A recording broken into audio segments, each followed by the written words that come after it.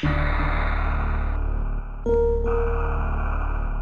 everybody, I'm JimClassic, and this is Geektober. That's right, it's the Halloween season. And what is Halloween without scares and frights? Ghouls, ghosts, and even monsters.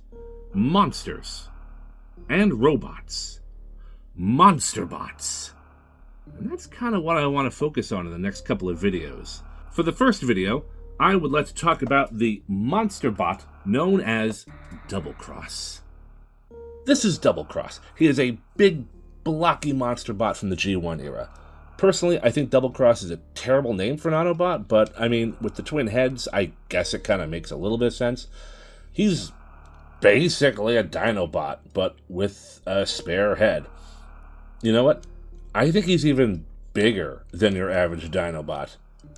A lot of these Monsterbots had a sparking gimmick. You press a button or something, and sparks would shoot out of its mouth, or in this case, would shoot out of its chest. Unfortunately, the gimmick no longer works on this toy. It must have broken a long time ago. But, you know, there's a grinding stone inside, and sparks would have shot out. But, you know, unfortunately, it does not work. So, you just got this really cool double-headed dragon monster thing. And I also can't help but notice, like, the fur detail here on the legs and on the feet. It's like, it's almost as if he's using, like, Pretender technology as well for some reason. Also, be mindful of the wings. These are an issue of breakage due to this hinge right here. So, you know, you just gotta be a little bit careful with this guy. You know, we are talking about a 40-year-old toy after all. But otherwise, he's still pretty solid.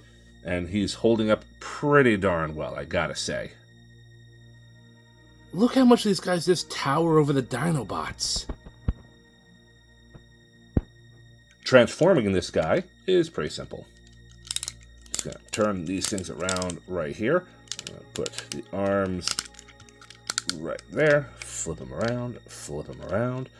We're gonna fold up these legs, right like so. Split the tail,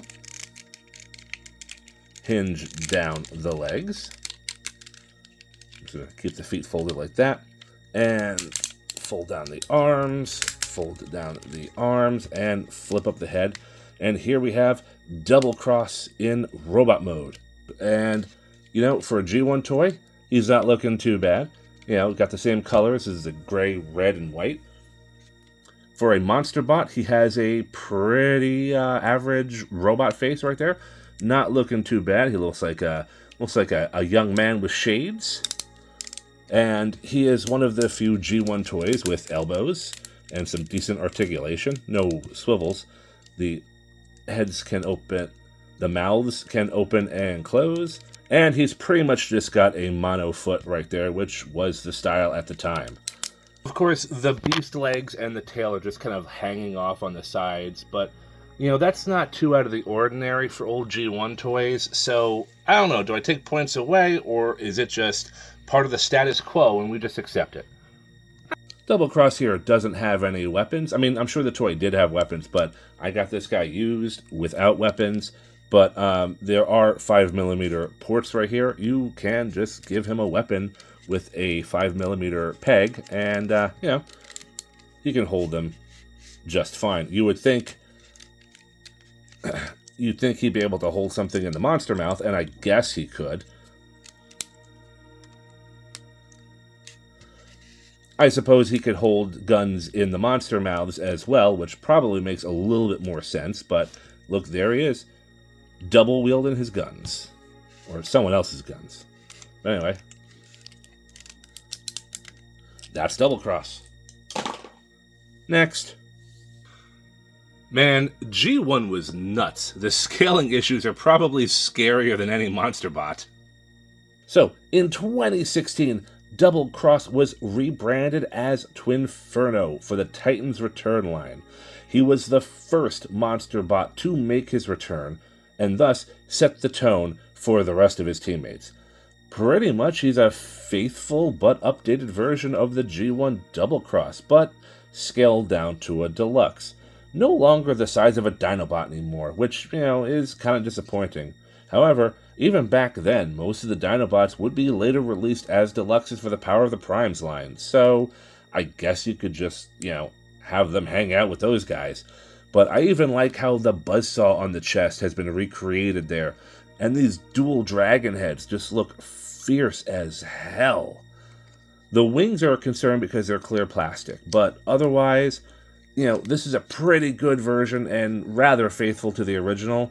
Even has the fur texture in the legs and the arms, just like the original toy. Again, don't know what the fur is all about because this guy is not a pretender. However, this was part of the Titan's Returns line, so he did come with a little Titan Master partner here in the belly. Let's pull this guy out. And sometimes these guys did not want to come out.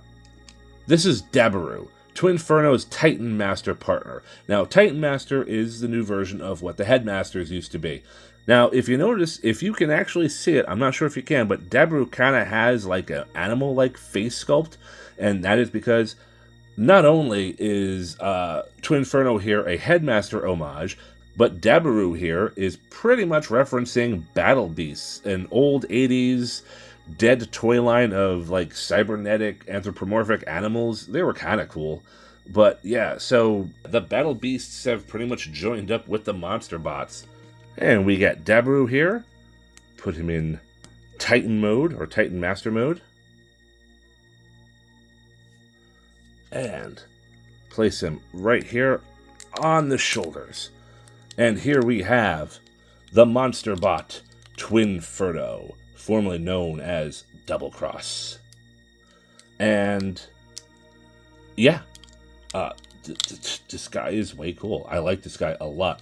I really love how the monster legs pretty much become his feet. That is a pretty clever use, because then it just cleans up a lot of the mess here on the legs. He's got some hollow legs here, but there's some very minor gap fillers. But this guy just oozes personality. Like, this guy is so freaking cool. Definitely an improvement over his original counterpart. And of course, you can still attach the guns to the 5mm ports on the jaw hinge, but I don't really like that, considering the fact that I'm just stressing out the peg. Moving on to the weapons, the jaw hinge does have a 5mm port we can put the gun in, but personally I don't like it because I am clearly stressing out these ports right here. That is not good.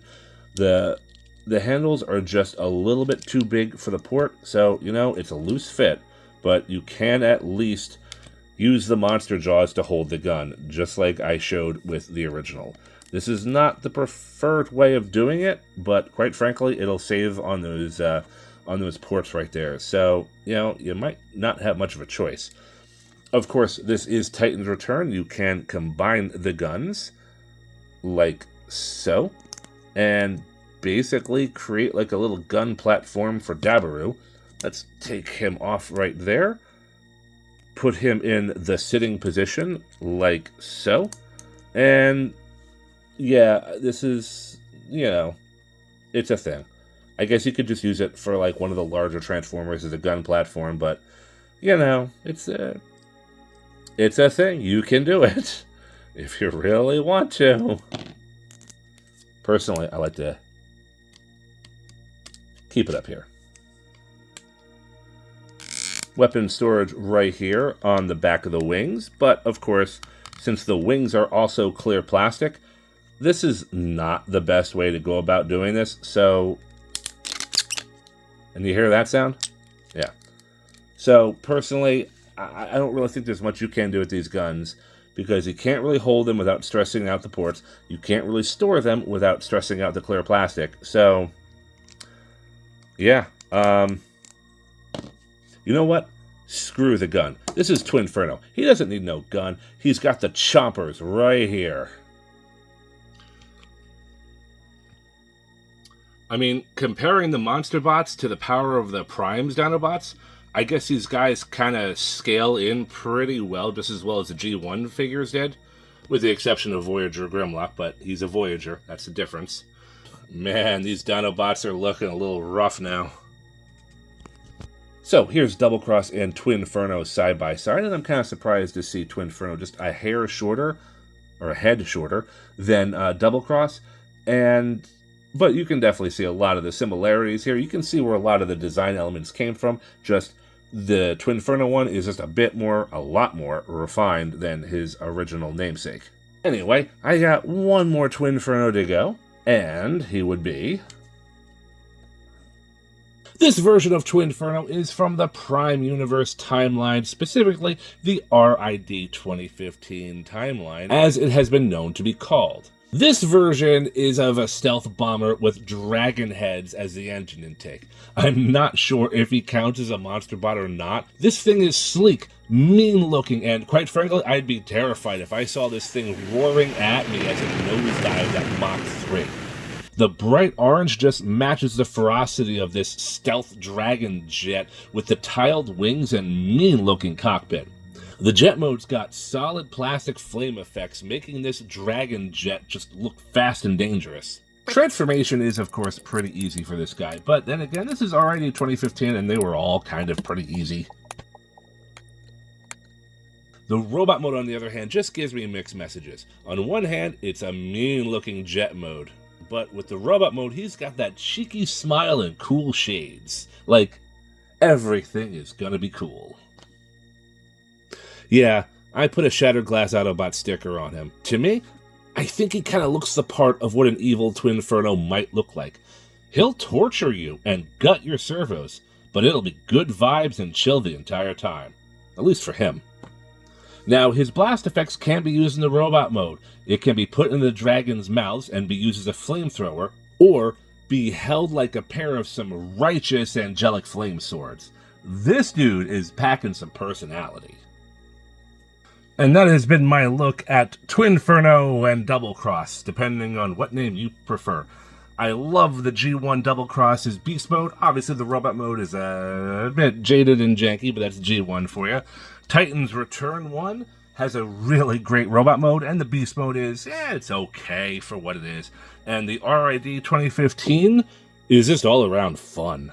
Well, that has been my first look at the Transformers Monsterbots. I will be doing the other two videos shortly for the remainder of Geektober. I'm JimClassic. You have been watching Geekin, and I will see y'all next time. Take care, everybody.